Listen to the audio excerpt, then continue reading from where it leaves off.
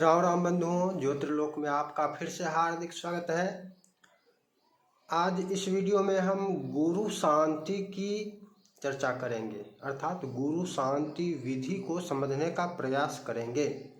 अब तक हम नवग्रह शांति विधि, सूर्य शांति विधि, चंद्र शांति विधि, मंगल शांति विधि, बुध शांति विधि समझ चुके हैं, चर्चा कर चुके हैं।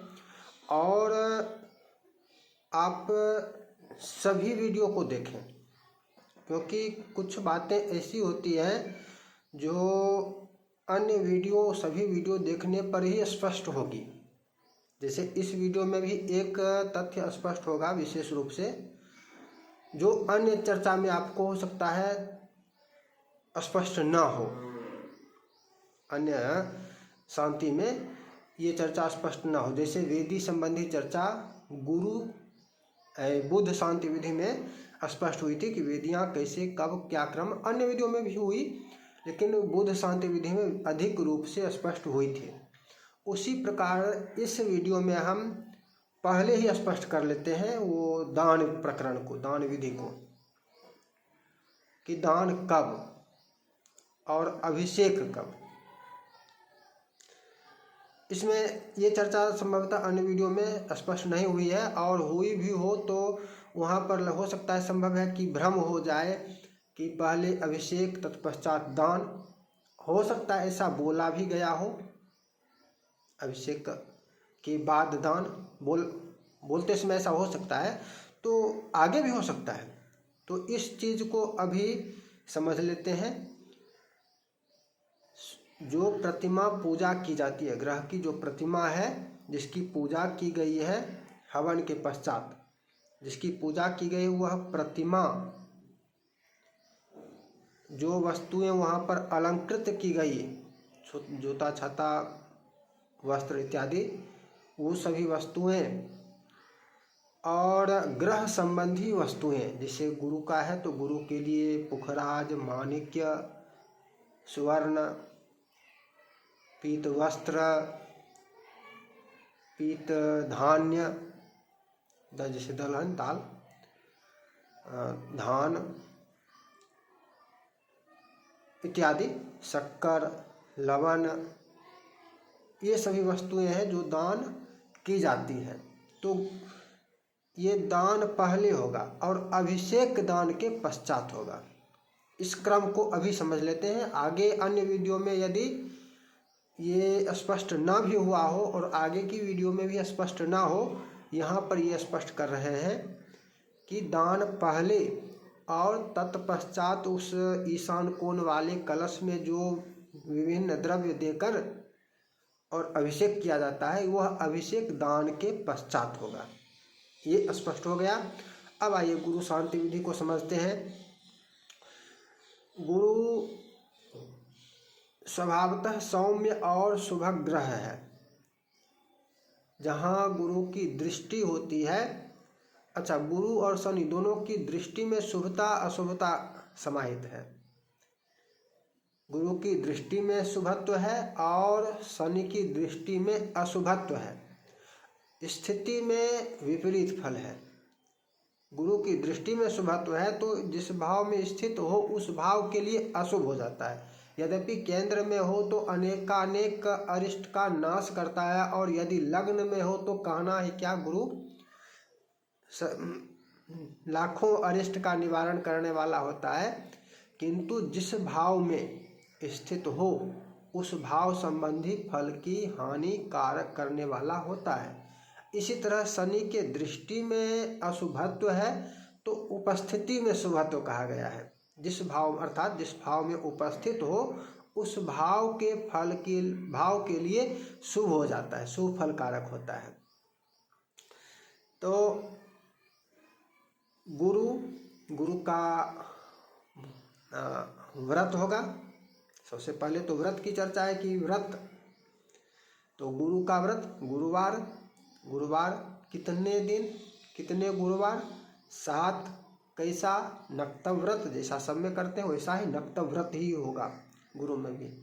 आरंभ कब, सबसे ग्रह शांति में व्रत का आरंभ जो है वो कब करेगा इसका ही निर्णय करना पड़ता है। शांति मुहूर्त की आवश्यकता नहीं होती है। तो आरंभ करने में गुरु शांति के लिए अनुराधा युक्त गुरुवार का चयन किया जाता है, अर्थात जिस गुरुवार को अनुराधा नक्षत्र हो उस गुरुवार से गुरु व्रत का आरंभ करें। स्पष्ट हो गया। 6 गुरुवार तक व्रत करे और 7वें गुरुवार को भी व्रत करे। ऐसा नहीं कि 7वें गुरुवार को शांति करे व्रत ना करे, व्रत 7वें गुरुवार को भी करे। 7 व्रत की आवश्यकता होती है, कही गई है, और 7वें गुरुवार को ही शांति भी करे।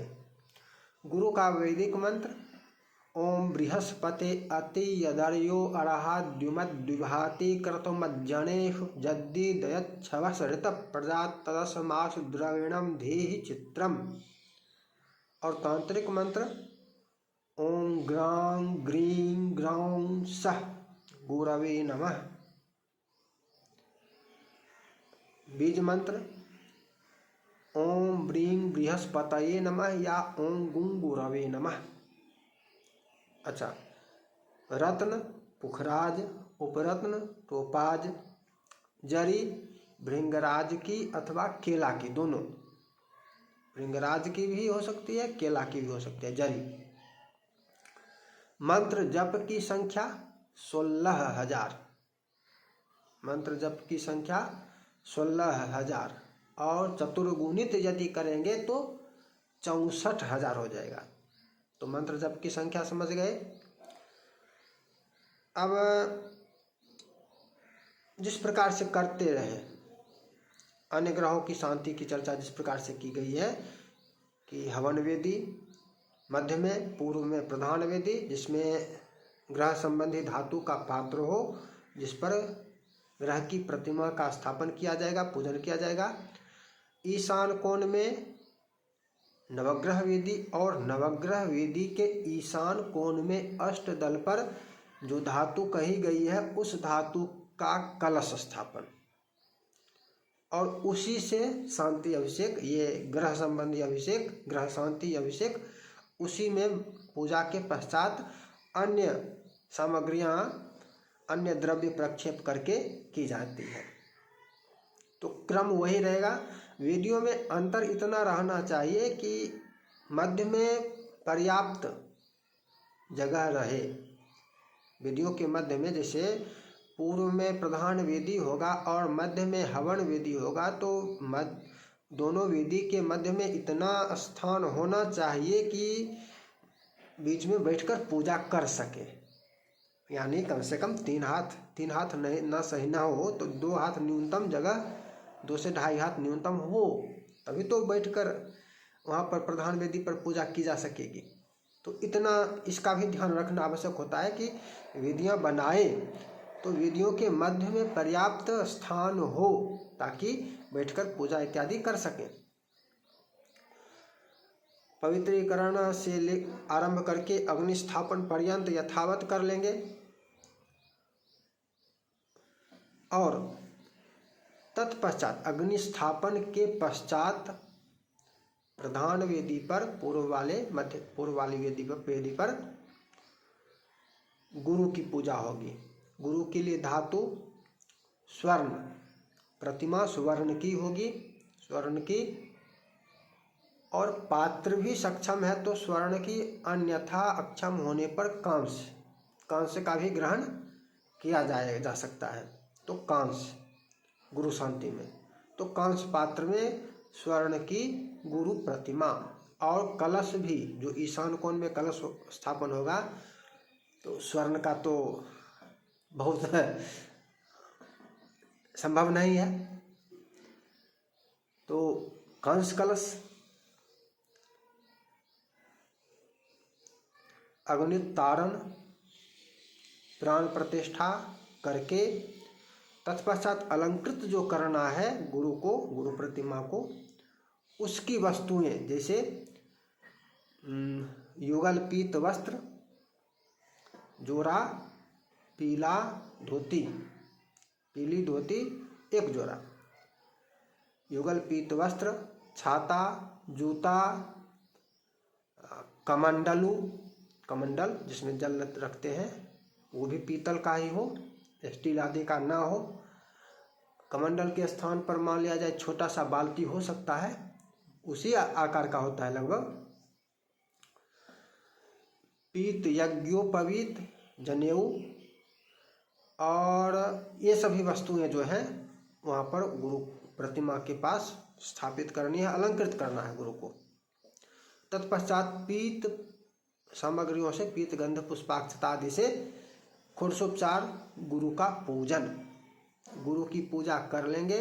गुरु की पूजा करने के बाद ईशान कोण में नवग्रह मंडल की पूजा। तत्पश्चात ईशान नवग्रह मंडल के ईशान कोण में अष्टदल निर्माण करके उसके ऊपर कांस्य कलश और सक्षम हो तो स्वर्ण कलश स्थापन करेंगे, पूजन करेंगे। और उसके पश्चात हवन में ब्रह्मा स्थापन से आरंभ करके और से सभी यथावत हवन विधि के अनुसार हवन कर रहे हैं। तो हवन का तात्पर्य यह नहीं कि स्वाहा स्वाहा केवल कर देना है। हवन का तात्पर्य है हवन विधि के अनुसार। हवन विधि का आलेख कर्मकांड विधि पर प्रकाशित है, लिंक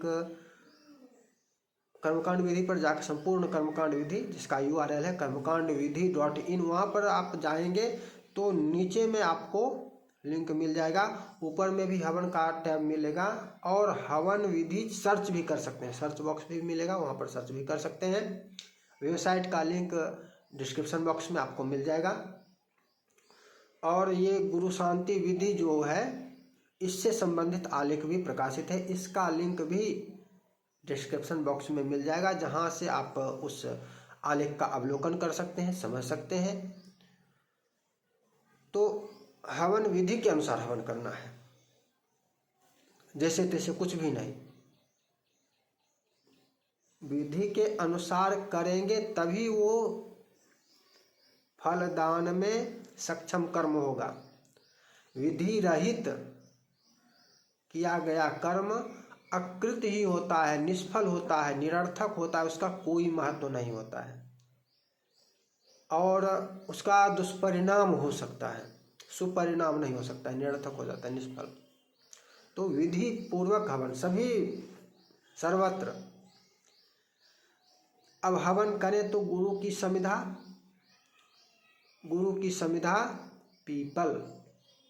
पीपल की समिधा कितने का आकार क्या होता है?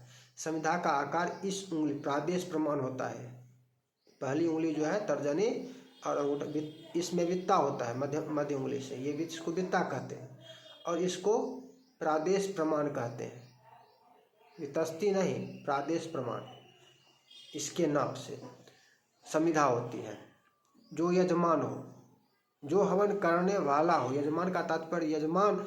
और यदि आचार्य हवन करेंगे, ये काम आचार्य भी कर सकते हैं, ऐसा नहीं कि यजमान ही करे, आचार्य का जो वर्ण होगा तो आचार्य स्वयं भी कर सकते हैं। तो आचार्य करेंगे तो आचार्य के प्रमाण से, या जो भी हवन करेंगे उनके प्रादेश प्रमाण से। पीपल की समिधा, अच्छा, भिगोने वाले द्रव्य जैसे अन्य ग्रहों के हवन में चर्चा हो चुकी है, तो दधि, मधु और घृत। पीपल की समिधा किसमें भिगोएंगे? दधि, मधु और घृत में, उससे हवन करेंगे।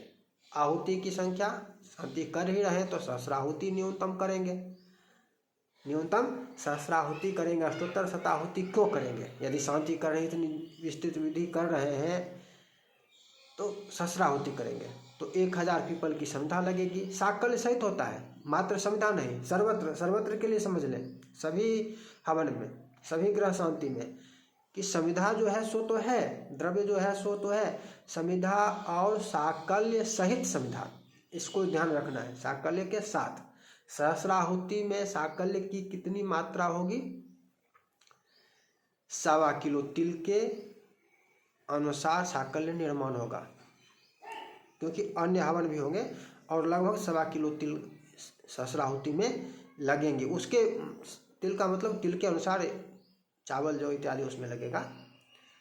साकल्य 1.25 किलो मतलब उसका तिल का, बनाएंगे उससे हवन करें। तो साकल्य की भी आवश्यकता होती है, समिधा और साकल्य दोनों की। हवन करके हवन के पश्चात, अब यहाँ पर स्पष्ट पहले कर चुके हैं, हवन के